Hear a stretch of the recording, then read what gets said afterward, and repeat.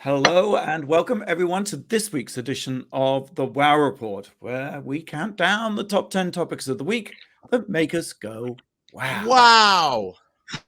Wow. I'm Benton Bailey, co-founder of World of Wonder, joined by Tom Campbell, our Chief Creative Officer, and very, very excited because James St. James, alas, is not with us this week, but instead we have the amazing, our best squirrel friend and judge of RuPaul's Drag Race, the one, the only Michelle Visage. Hi, everybody. You are so kind not to keep coming back. Thank you. Well, you try to keep me away. You try, but you don't succeed. I think it's great that with all of Michelle's many jobs around the world, she has time to squeeze this in with us this morning. Thank you, dear. I will always squeeze you in, darling. Always. I've said Let's that begin in my life.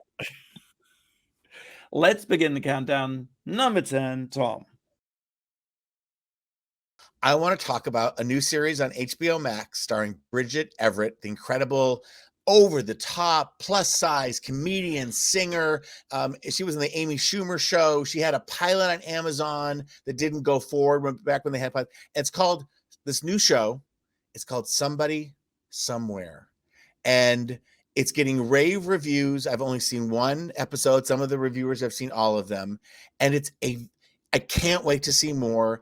It's a really, what's the word? It's simple, it's quiet, it's restrained in a way that sucks you in and steals your heart.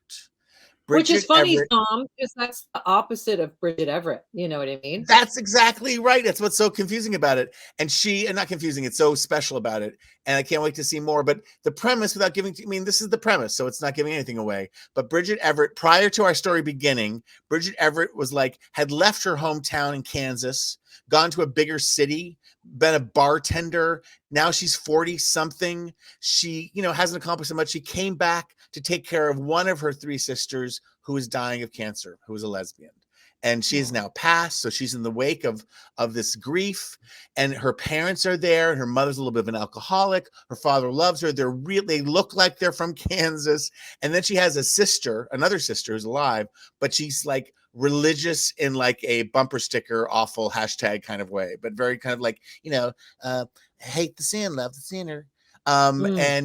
And Bridget is also, I believe she's a lesbian in this. She's just, and she has this awful job. She's staying at home. Has this awful job. She's going nowhere. And then there's this really odd, and I don't know the actor's name. I'll learn it and say it again another time. But this really this very queer looking weird guy kind of looks at her and smiles. And she's like, what? And he was in show choir with her, but she doesn't remember him. Because she was such a big deal and she just kind of blanked him out. And now she lives in the same town as him. He worships her. He remembers her when she sang in show choir in high school and how he made her feel. And it's like a star has come back to town for him. And so he helps to reinvest her with her self-esteem. And then he slips her a note and says, we go to this church in the old abandoned mall, Fenton, one of your favorite themes, in the old abandoned mall. Why don't you come along? And what it is a speakeasy for the queers and the weirdos in and around this weird little part of Kansas. Because we're everywhere, people. We're everywhere. And they get together and they sing. And Murray Hill, the amazing drag king. Oh, I love Murray Hill. Yeah. Is in the cast. It's just, the pilot ends with her singing a song with her friend, and it just tore my heart apart. And in the best way, I don't want to hype it because it's not like, hey, it's a series and it's going to drop you off your feet. It's subtle, it's beautiful, it's really well made. I don't feel like we get to see things like that anymore. And it's also, I have to shout out to my old dear friend Carolyn Strauss, who used to be at HBO forever and is responsible for series like Sopranos, the original Sex with the City. Heard of it. Game of Thrones. Game of Thrones. That's it. I thought it was Game of Stones. Game of Thrones. So, and leave it to Carolyn, who has exquisite taste and is so good at capturing talent and putting them in the best setting. So, I don't know. I ranted. I raved. I'm sorry, but I am excited. When you have a show on and you're like, oh my God, I'm in for this one. I can't wait to see more. It's called Somebody Somewhere. There. Yeah. Okay, maybe I love Bridget Everett. I've been a fan for years. I think she's amazing. I think she's a body like cabaret kind of puts it all on the line performer. So I'm really looking forward to seeing this. I saw the promo for it, so I cannot wait to see it, Tom Campbell. She's not like she compared to Bette Midler's a mistake, but she has that same, like, you know, Bette can like sell a song like nobody else, and it's all full of pathos and love. That's sort of Bridget Everett's vibe, part of Bridget Everett's vibe. Did I talk you into watching it, Fenton? Did I talk you into it? Totally. Yes, totally. That's my job. That's my job. You know me, I'm the ignorant one always. I'm not aware of Bridget Everett. I have a feeling when you see her, you'll remember. She's been everywhere. She's had, you know, comedy specials. She was like featured in Amy Schumer a lot. Well, you know what? I want to know what your life is like now, today, before you know who Bridget Everett is, and next week after you've experienced the magic. I will do my homework and report back. I actually really looking forward to seeing it. Thank you. Number 9, Michelle. Number 9 is quarantine stories, because you guys, I mean, we all went through this time. We're quarantined in New Zealand together, and you know, I don't want to sound ungrateful, because we're not. So before anybody listening is like, oh, great, you're in New Zealand where it's sunny and beautiful. And no, it's not that at all. I think the point was, this time it was very different to the last time we were here. Where the last time we were here, in my opinion, there was no COVID in New Zealand the last time we were here. None. So they really kept it in. And when you left, it was like walking into the Technicolor half of Wizard of Oz. Like the gray was lifted and you walked into, because there was no COVID. And we were kind of like holding on to our masks when we left last time.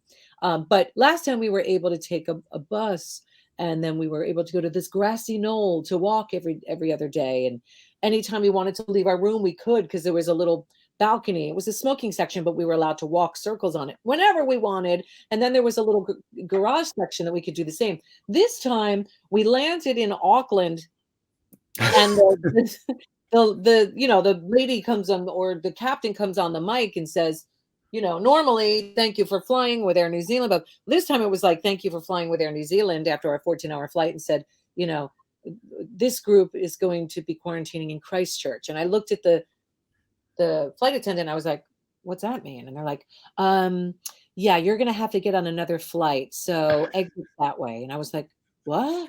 It was so funny, because we were all standing looking at each other while an announcement was being made, and none of it didn't sink in. We were like, oh, announcements are for other people. You were just like, totally. And we're also bleary-eyed.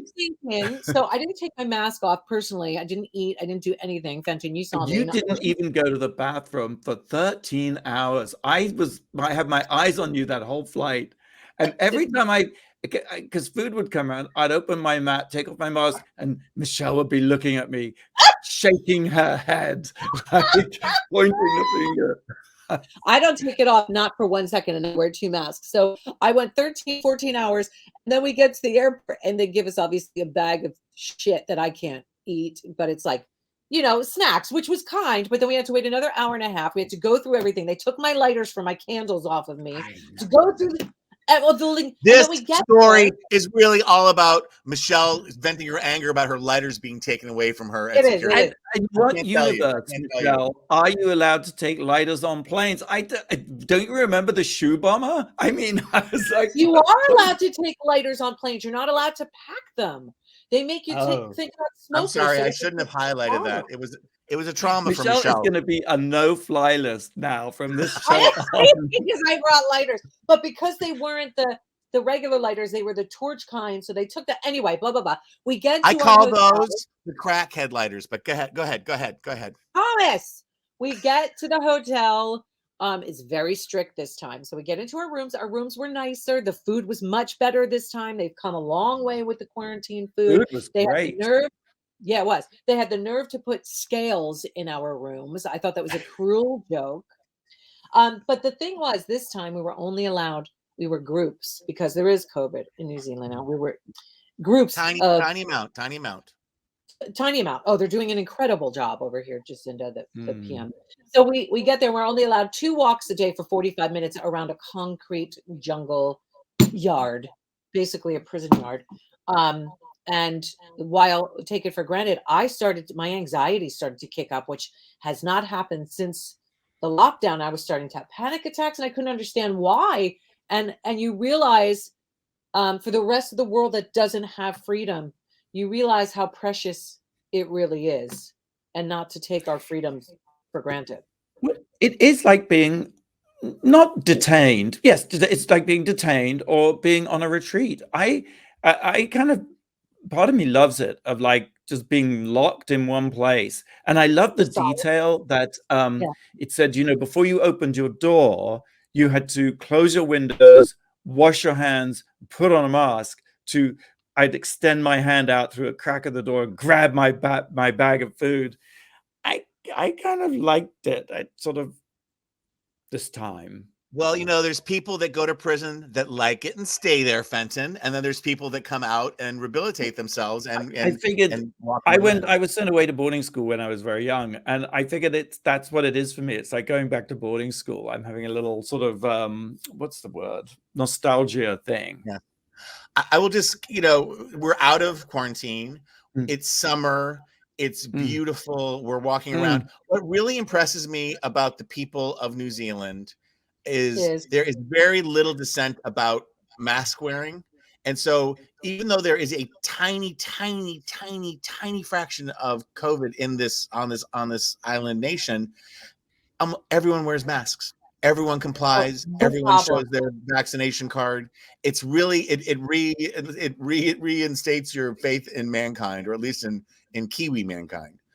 I agree. They do it. They do it right here. Obviously, this is a nation of just under 5 million people versus how much, 360 million or whatever we have in America. So I know it's impossible for us to do the MIQ situation, which is their military-based quarantine. You can't come into the country unless you go through this military-based quarantine that you pay for out of your own pocket.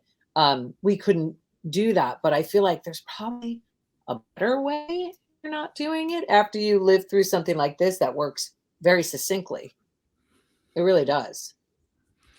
Well, we'll see. You know, it's just a delight to be here. And like Tom, Oh, you know, we went out on a boat the other day, and I was like, oh, it was so gorgeous, the waves and the air. And you know, I almost wish we hadn't gone, in the sense that coming back to work, I was like, I could just stay on a boat for the rest of my life, just sitting out. It was just like, wasn't it just so relaxing and just like, I've never been on a yacht. Like, I've never been on a yacht before. So for me, I felt very Nicole Scherzinger.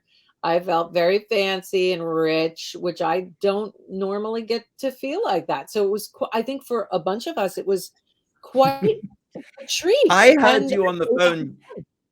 You called up one of your friends, and they were like, "What the fuck?" That was Leah. Like, I could just hear her saying, "What the fuck?" as you were like showing the islands and the blue waters and the boat and the sky. It was what the It was fuck? a treat. It was a day I think that all of us will remember. It was a special moment. Totally, totally, totally. All right, number 8. 50 years ago, Super Bowl weekend in 1972, a film was filmed. It is called Deep Throat. Have you ever seen Deep Throat, Michelle? I think I saw it years ago in high school. It was one of those movies, like Deep Throat would always be around and Faces of Death would always be around. So anytime you went to a party, those VHSs would always kind of be around. So I don't know if I saw the whole thing, but I have seen, as it were. Yeah. I have not seen Deep Throat, the movie, but I have seen the incredible documentary Inside Deep Throat. Ah, well, thank you, Tom. That's where thank you for leading me down the path, because Deep Throat was this porn movie that, unlike a lot of other porn movies, crossed over and became a pop phenomenon. In fact, the New York Times wrote about it. They called it porno chic.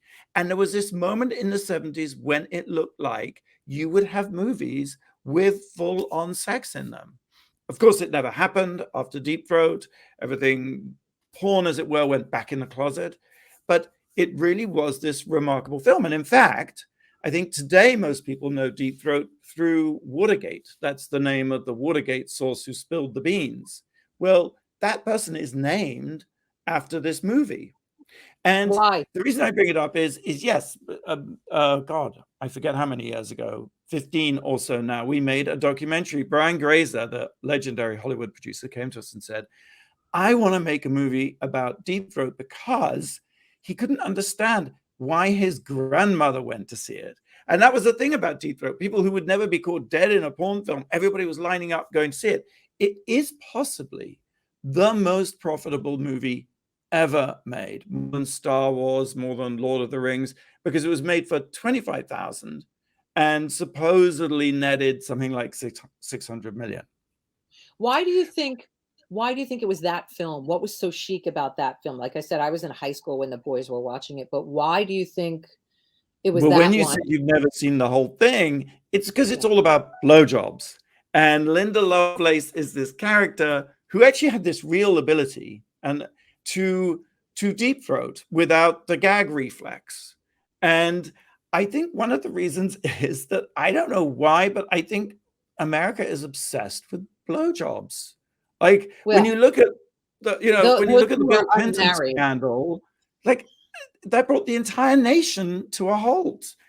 I don't know what it is. Tom, what is it about blowjobs? Why? I just feel like the Deep Throat, and I learned a lot of this in Inside Deep Throat, which is a documentary that you and Randy did. But it's like the sexual revolution happened in the 60s, but for like cool influencer people. And it kind of settled into main culture in the 70s. Like everybody was like birth control and sex and oral sex and all these things they were aware of.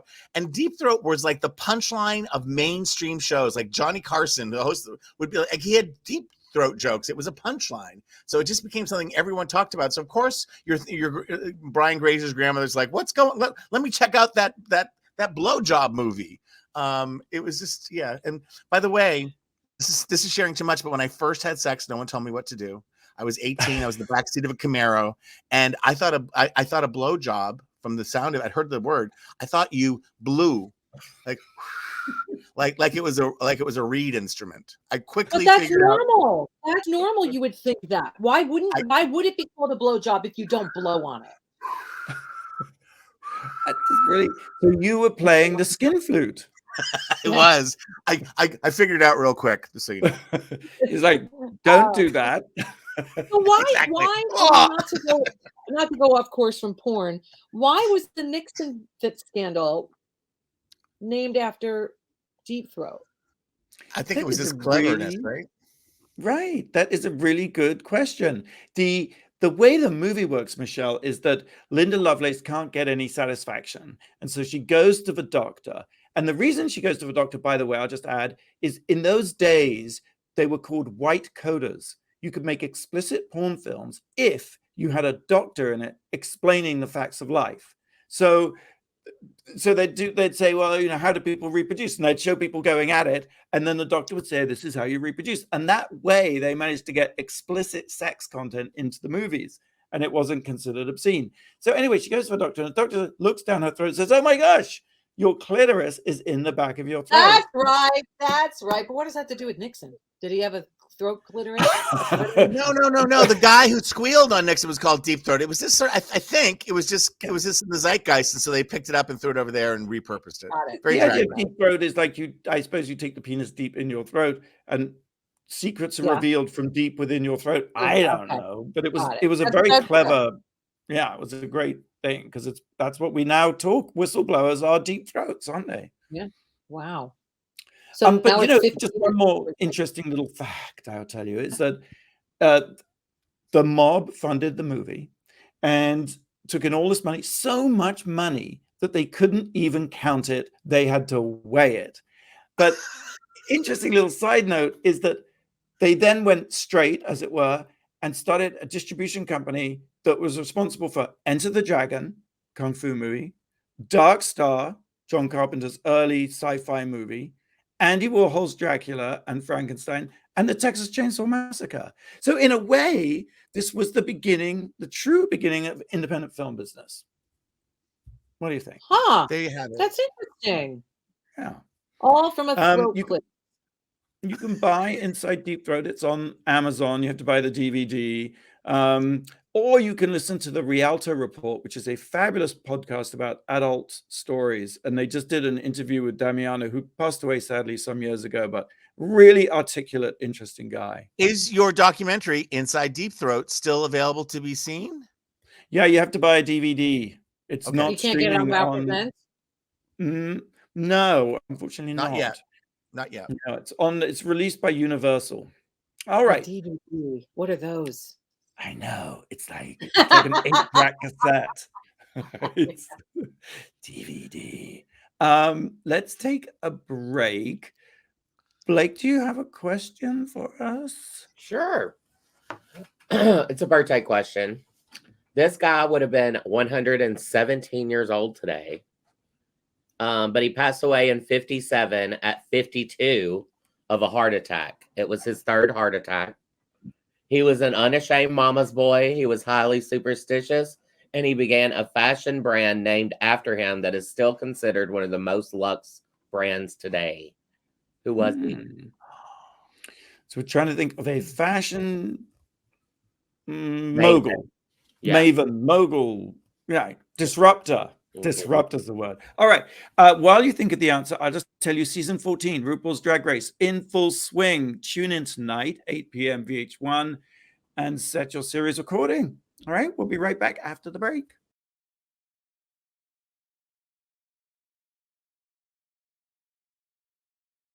Hey, welcome back to the Wow Report. I'm Fenton. We are here with our very special guest this week, Michelle Visage. And Tom and I and Michelle, we're all in New Zealand. We're all in shouting distance of each other, which is true. A rare thing. Blake, we had a question for us. Yeah, it's a birthday question. This guy would have been 117 today, but he died in 1957 at the age of 52 after his third heart attack. He was an unashamed mama's boy. He was highly superstitious, and he began a fashion brand named after him that is still considered one of the most luxe brands today. Who was he?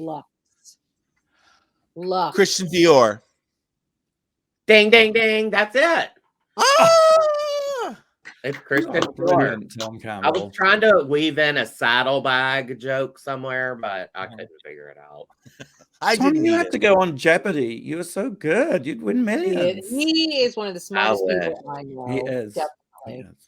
You're the best. We are counting down the top 10 things this past week that made us go, wow. We've reached number 7.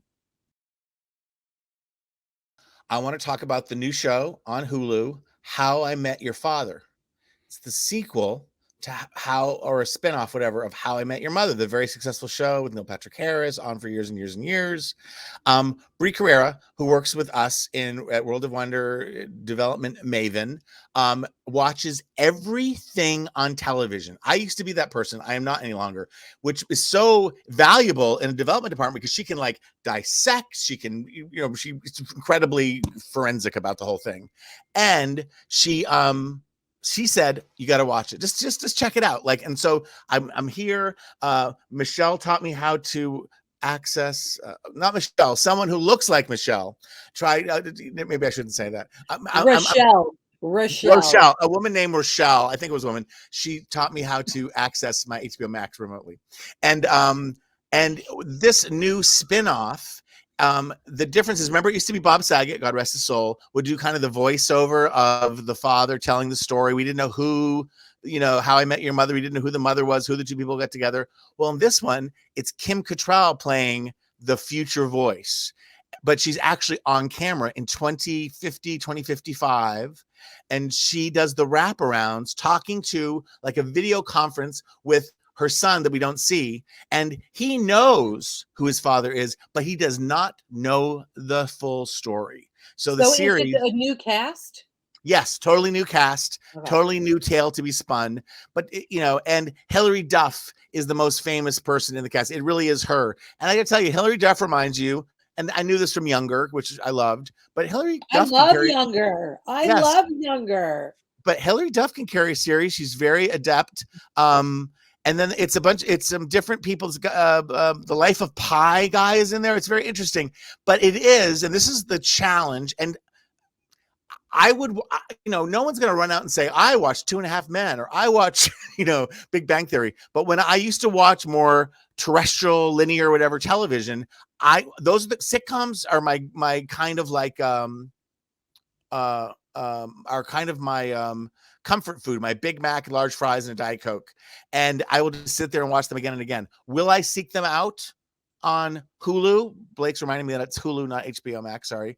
And the answer is maybe, because I did watch 2 episodes. It draws you in, but it's an old fashioned sitcom in a new fashioned world. And it's a hangout sitcom, right? It's like, how Friends sat around, at the Central Perk. This is a version of that. But today we would just be on our phones looking down. So you have to believe that people have to interact. I don't know. I'm still forming an opinion. I think I'm going to watch more. I don't know. What did you guys ever watch the other one, the How I Met Your Mother? I did. I watched How I Met Your Mother a little bit. I started from the beginning.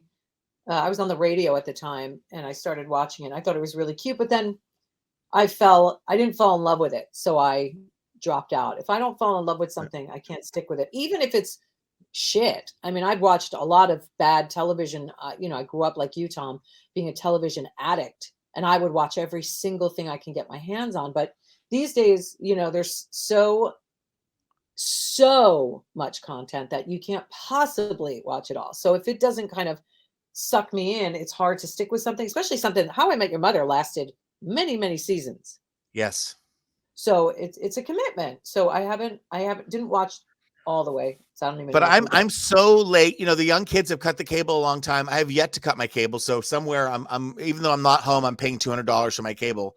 I don't have any cable anymore. I am in the transition of having to pick my programming 100% of the time, and I'm okay with that. But I'm just wondering, kind of in the bigger picture, our traditional shows like that, the kind of thing that I'll binge, we'll see. But it's out there, and of course the big the saucy headline is Kim Cattrall didn't do Just Like That, and Just Like That she did do this. So it's worth checking out, and it's on Hulu. By the way, sidebar, I know we're not talking about it and everybody's slamming it. I'm actually really enjoying And Just Like That. So probably because I wasn't the #1 Sex and the City fan, but I am enjoying it immensely. So whatever. Do with that. You must be the only person. I think so. I really think so, but I am enjoying it. Well, let's go on to number 6. Yes, I want to talk about Zola. This is I love independent films, and this is one that I was excited to see, of course, because our girl T.S. Madison is in it. She makes an appearance, and she is so watchable and so wonderful. But really, what I love about this movie is, first of all, the artsy approach that it took. In the beginning, it was a little bit jumpy, and I couldn't kind of see what was going on. And then I really got into it in about 5-10 minutes into the movie. It just takes off, and it is so dynamic the way it was shot visually. But I'm now fully obsessed with Taylor Page, who is the lead in the movie. Yes, Riley Keough, Elvis's granddaughter, is amazing, and she kind of does that Taryn Manning kind of girl character that we know. She has like a black scent. Yeah, she has a black scent. She does it so well. We know that girl. That's the character. That's a character. She's being like Whoa Vicky from TikTok, and she's doing it very, very well. But Taylor Page is so authentic in her performance. Like it's real. It's believable. I mean, I know that sounds like Michelle. That's what actors do, but she does it so well, and she's so beautiful to look at. But all the characters are fully realized, and it's true. It's based on those, the tweets that Zola did. But I mean, it's just a genius movie, and I just encourage everybody to see it. I really, really enjoyed it. I also want to shout out to the woman who directed, produced, and directed it. Did I say that already? Yeah, directed, produced, and directed. Yes. Directed, produced, and wrote which is Janixa Bravo, who is this young Black filmmaker who's really talented. And I can't wait to see what she does next. And this is her breakthrough role. And just even the innovation to see those tweets and to think of doing the movie, it's exciting. And that she embraces the talent and the disparate people she brought together to make this thing is really exciting. And I don't want to sound like I'm belittling Riley because she was wonderful in it. And I said, well, she was Elvis's granddaughter. But listen, the difference between her and Taylor, you know, one's going to be given and one's going to be, you know, a bit of a work. I just want to see a movie with which T.S. Madison has a bigger part, because every second she was on the screen was so good. She's so good. And I thought the movie was just so stylistically shot. It felt like a TikTok movie. It just felt really modern and fast moving, which I guess is appropriate since it's based on this true tweet storm, which I think is also brilliant. Like, to take a tweet storm and turn it into a movie, we need more movies like that, I think. Yeah, I wouldn't even think, like, it's really brilliant. I'm telling you, I can't sing its praises enough. I think the part in the beginning that threw me off because it was jumpy and you're trying to figure it out. And then she did that on purpose, because then when you get into it, it's like, oh, now we go. Right. And I plus Michelle, you're also in post-quarantine traumatic syndrome. So you know what I mean? It takes a while to get into the story. I'm not. I'm saying everything about it is positive. I want everybody to see it because I think it's a masterpiece. I thought it was done really, really well. And Taylor Page, Also, Zola, streaming on demand. Number 5, I want to ruin your day by revealing that the Doomsday Clock has been revealed. So, look, the Doomsday Clock was first created by the Bulletin of the Atomic Scientists, which is a magazine. I'm sure you are both subscribers to the Bulletin of the Atomic Scientists. This sounds like smart people. This sounds like it's legit and not like some crazy religion. No, it's totally legit. It's so legit. It's the Atomic Scientists are the bunch who built the atom bomb. And basically, long story very short, you know, having tested the atom bomb during World War II, they were like, oh shit, this is really destructive. And 150 scientists went to the president, Harry Truman, and said, you better not use this. And Harry Truman was like, get out of it. Well, in fact, he never saw their petition and he dropped the bomb. 214,000 people were killed. It ended World War II. But after that, Oppenheimer, one of the prime movers, said to Harry Truman, he said, you know, I feel like I have blood on my hands. And Truman was incensed. And he's like, I never want to see that crybaby scientist again. Well, so a group of the scientists got together. They started this magazine, the Bulletin of the Atomic Scientists. And they had, I think her name is Marty Langsdorff, design the Doomsday Clock. And it's a clock face with the time, the big hour, the little hand. The little hand is at midnight. And then the long hand, the minute hand, well, actually, when it was first created, was at 17 minutes to midnight. And the whole reason they did this, they wanted the public to know about the threat of nuclear annihilation, mutually assured destruction. They wanted to get the word out that this, you know, nuclear weapons were not a good thing. So that was 1947. So here we are 75 years later. And every year, it was yesterday, every year in January, they tell us what time the Doomsday Clock is at. Michelle, what time do you think the Doomsday Clock is at? Meaning when it all both goes to midnight, everything's over. Yeah, shit. The second coming, end of the world, apocalypse, we all die. Yeah. I think I'm going to the bathroom because I don't know if I want to hear this. I don't know if my anxiety can handle this shit. I think we should rename our show here to the top 10 things that make us go pow, and it should be the countdown clock. Is it? Where does this clock live?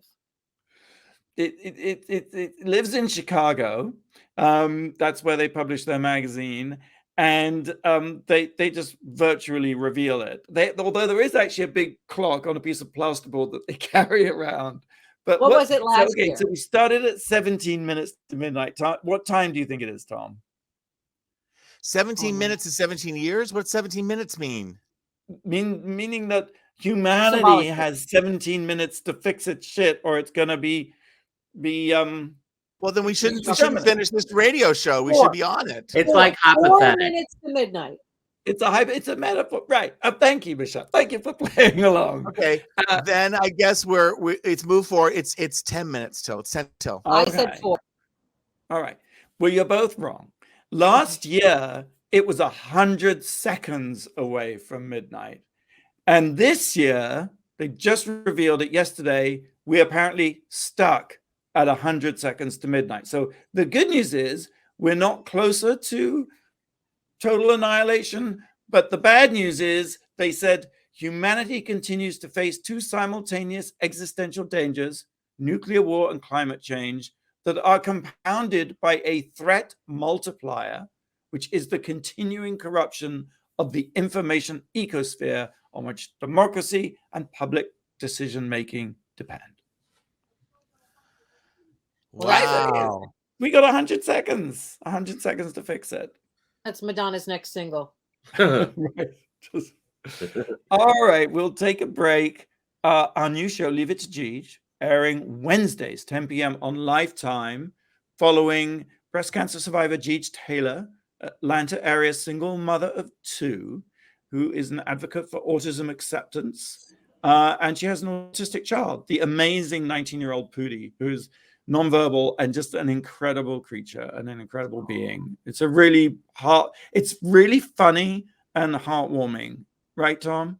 It's hard to explain it. So it sounds like a downer or something you want to like look away from. It's hilarious. Gigi's a star. Anything that throws at her, any shit that life's thrown at her, she has turned into gold. And it's hilarious. And it's Southern. And it's in Athens, Georgia. And you are gonna love it. That's right. And she may be here next week. You may want to tune in. And you'll find out for yourself. Blake, do you have a question? We'll take a break. I do. Since we were talking about how fucked the world is, it's a fill in the blank. So I heard this on Marketplace on NPR yesterday. A new billionaire is created in the world every blank. How often do you think? All right. New billionaires. How often are they minted? We'll be right back with the answer after the break.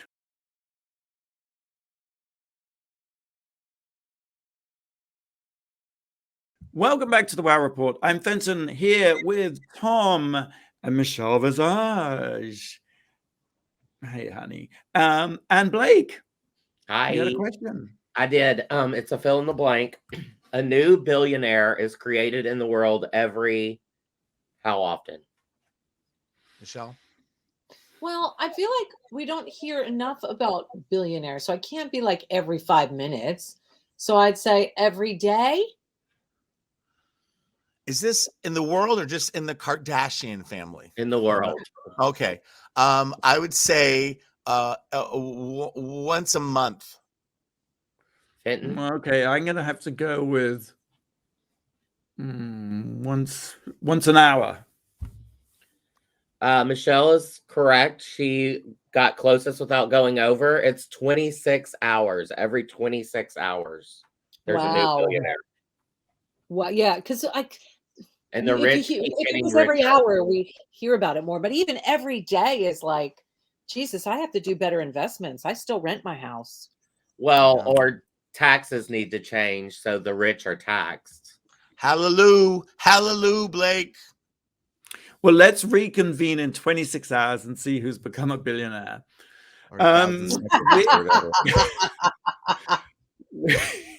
We're counting down the top 10 things that made us go, wow, we've reached number 4.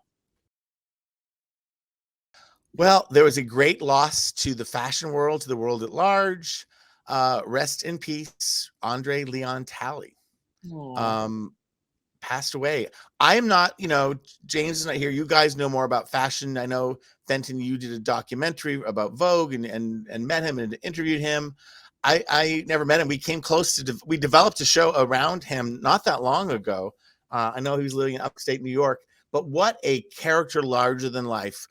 I'm grateful that he wrote his book, his autobiography, not too long ago. So it's written down, it's documented, but he came from nothing. He made something of himself. He changed the world, and all as a gay, although I don't think he identified as gay, but like as a queer or whatever you want to call him, Black man to have conquered the worlds and the society and impacted the World. What do you He guys was think? just a force of nature, right? He was just larger than life. I mean, he was physically huge. And then in the later stages, he seemed to love wearing those big puffer jackets, not just a Yes. jacket, but an enormous sort of gown. So he was just vast in the best possible sense, you know? And Like just people are up in arms because Anna Wintour didn't recognize him for the work that he did. And I know I've been reading that it didn't end very well for those two.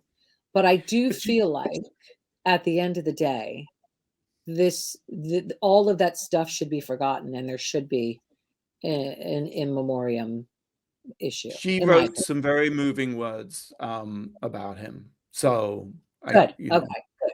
yeah. So, That's something. all right. Rest in perfection, Andrea Leon Talley. Number 3, Michelle. Number 3, I'm so excited because I told you a little bit earlier about my obsession with art house movies and independent films. And I got a chance to see, well, a few of them in lockdown. I got a chance to see Red Rocket, which I was most excited to see because I've had a mad crush on Simon Rex since the MTV days. I mean, you know, from the Bay Area, Jewish kid, gorgeous face, gorgeous nose. And listen, you kids might know him from his solo JO scenes in soft porn, like back in the day. And that was all the scandal when he was on MTV. It was like, have you seen the Simon Rex videos? Before there was like Google. And, you know, he basically reclaimed his power by playing a former porn star in Red Rocket, who's kind of like, is it politically correct to say white trashy? But you know, it is what it is in the scenario where he is. Michelle, when you are white trash, you can say white trash. So Thank go right you, ahead. Tom. I've been given the pass. So it's he goes back to his ex-wife and their mother in this kind of, bleak scenario. I think in Florida, in the South, and they're down there doing their thing, and he comes back, of course, with nothing, but was a quote unquote porn star, and he tries to recruit this girl while living on his ex-wife's couch, and it just gets messy. It's just, the best word to say it is, it's just antics.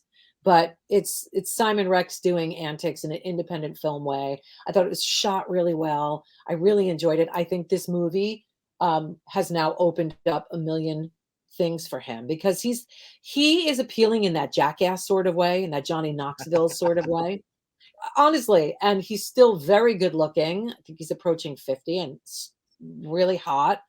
And it's a really fun film. I enjoyed it. But I also, speaking about porn, watched a film that was in Sundance called Pleasure, about a girl who comes over from Sweden and wants to be like the next Jenna Jameson, like the next big porn star. Oh. And you see many a cock in this movie. You see vaginas. And what I love most about it is the lead girl has no breasts at all. So flat girls unite. And I love that they chose her and used her with her, like, really flat chested. I loved this movie. It was dark. It wasn't happy. It shows, I think, the reality of porn, trying to get into it, especially as a female. There's some moments that I almost tried to fast forward through because I was so uncomfortable. And it wasn't about the sexuality. It was about how the girl was being treated. So I do recommend seeing that. That one's called Pleasure. And I watched 7 Days, which was adorable, by the Duplass brothers. It's about Indian matchmaking and how parents try to set their kids up. And this one is the youngest of 3, this boy, and then the girl, and the parents connect them for a date, and the date did not work. And on the date, all the pings started coming in on their phones about what's called, not bunker in place. What's it called? Something in place. Shelter in place. Shelter in place when the pandemic started. And so the boy couldn't get the car. He couldn't get the train. Nothing was running. So he had to shelter in place at this first date's house because he couldn't get out. And I don't want to ruin it for anybody because I do recommend it. I thought it was such a fun journey with these two, sheltering in place, and it takes place over 7 days. And I really enjoyed that one a lot. So Red Rocket, Pleasure, 7 Days, all independent films that I highly recommend watching. Wow, thank you, Michelle. Number 2, I read a book. I know we don't talk about books that often. Dark Room in Glitterball City by David Domine. I think I'm saying his name right. I'm not sure. It's set in old Louisville in Kentucky. I mean, I was like, why am I even reading this? But that's what happens. I guess because of the word glitterball, which I didn't realize is the word for disco ball. Anyway, it had me. It's kind of like A Midnight in the Garden of Good and Evil, in the sense that the city is very much a character. Old Louisville is very much a character. And the house, it's a murder.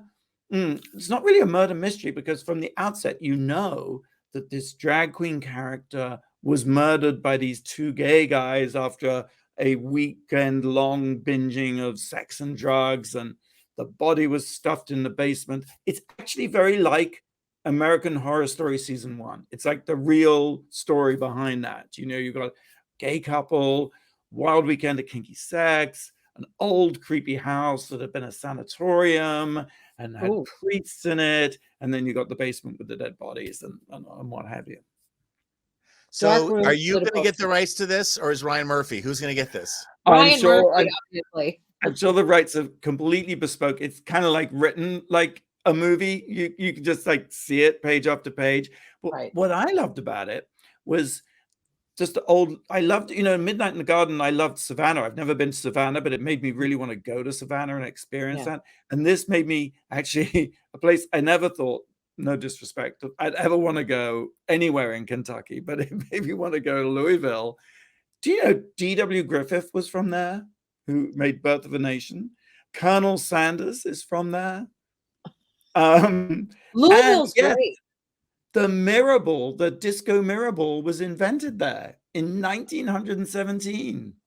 Didn't know that. I also didn't know that you didn't realize that a glitter ball was a disco ball. I did. And number 3, Louisville is a very fun city. Is very gay. There are many gay bars, drag queens. It's just Louisville's a fun city and a safe haven for queer people that aren't otherwise accepted. Yeah. It sounds like everyone sounds gay in old Louisville. It's like, how the UK, they have different words for different things. Glitter ball sounds like the UK word for disco ball to me.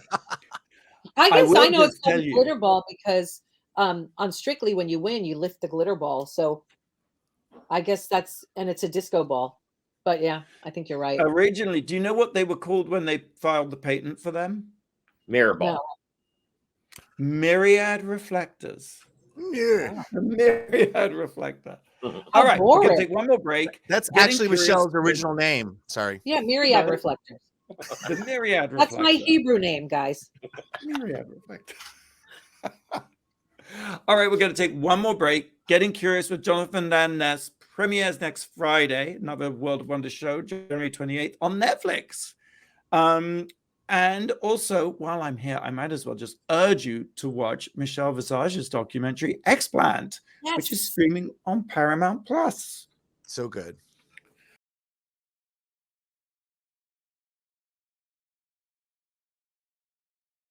All right, we're back. We've been counting down the top 10 things that made us go, wow. It's Fenton with Tom and our special guests, Michelle and Blake. Hi. What is number 1 this week? I'm going to talk about a show that only because Michelle Visage is on it, not because I have any self-interest in it. And that is called RuPaul's Drag Race UK versus the World. Now, we have just begun season 14 here in America. It's amazing. People love the cast. It's doing so well. Now, the little extra thing that you can go to on Wow Presents Plus or in the UK on BBC 3, which is turning from Drag Race and BBC 3, not just Drag Race, but Drag Race and Fleabag have been such a hit on BBC 3. They're going from being digital to being terrestrial, which is like no one goes that direction. So it's exciting. But this is the first, basically, international RuPaul's Drag Race. And we have UK queens versus queens from each of the franchises at the time this was filmed, which is Holland, Thailand, Canada, US, Canada. I am so UK. tired this morning. I'm repeating myself. UK. And UK. I know. Thank God I don't have to go to work right after this and deal with people and have a mind. It's well, Michelle, you were there. What do you think of it? Listen, I was so excited about this concept that I couldn't even figure out how it was going to work. And there's so many queens to choose from at this point. It's like, ugh, how do you do it? But the way it was done, I do want to say this for the Drag Race fans that are listening, is nothing short of genius, because it's not traditional in many senses of you watch RuPaul's Race. You'll get the traditional feeling that you're used to, but there's so many twists and turns this time that it's like, oh my God, this is like going to a Drag Race amusement park. Do they get repeater badges since they're in the UK? You're going to have to wait and see how this all plays out. But if they do, you'll be able to buy them at World of Wonders. Well, exactly. So you know. It's really phenomenal, and it's a really strong cast. And I hope we do it season after season, because it was so rewarding for me as a judge. I was able to judge people that I didn't get to judge from other countries, so it was really exciting to see them live in person and perform. And it just is. I think everybody is going to be completely enamored. And it sort of has the best part of Drag Race and the best part of All Stars, which is you're seeing it depends how many of the franchises you watch, but you're seeing old favorites that you can't get enough of.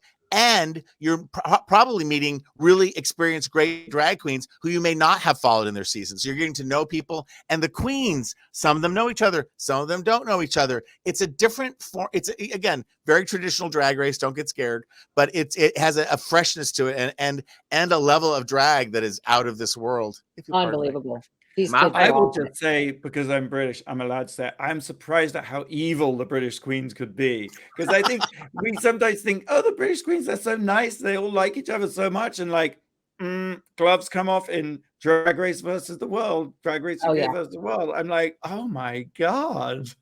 It's really, really good. I think people are going to be thrilled. My favorite thing about this whole UK versus the World is the Juju memes. And my favorite Juju meme is her as Thanos with the glove that has the rings, the jewels on it, you know? Oh, yeah, with all the shows that she's done. Yeah, Thanos, yeah. I should just call out before you, Juju Bees competing. Monique Hart changed her name to Mohart. Bag of Chips is back again. Cheryl Hole, Blue Hydrangea, Jimbo from Canada Drag Race, Lemon from Canada Drag Race, and Pangina Heels from Thailand, and last but not least, Janie Jacquet from Holland. So that's fun. And again, as the franchise continues to grow in Spain, like it'll keep changing. I don't know exactly how we'll do it, but I think there'll be different host countries, right? And that'll be the base, and then the world will come to fight with them. So I'm just so excited I'm just excited that we have a new way to tell these stories and to bring the world together through drag. Truly, I'm with you 1,000%, and I will just add, it's 2022. There will be 12 iterations of Drag Race this year, all of which you can see on Wow Presents Plus, $4.99. Not only is it less than the price of a latte, tell you where else you can get 12 seasons of drag in one place. Agreed. In one place. Thank Plus you. all of the other content. And if I didn't plug it, February 1st is the premiere of UK versus the World. Sorry. On BBC 3. Thank you. Tom, thank you. Michelle, thank you so much for being with us again. Blake, adore you. James, St. James, we miss you. Same time, same place next week. Until then, go out and do something that makes the world go, wow. Wow. Wow.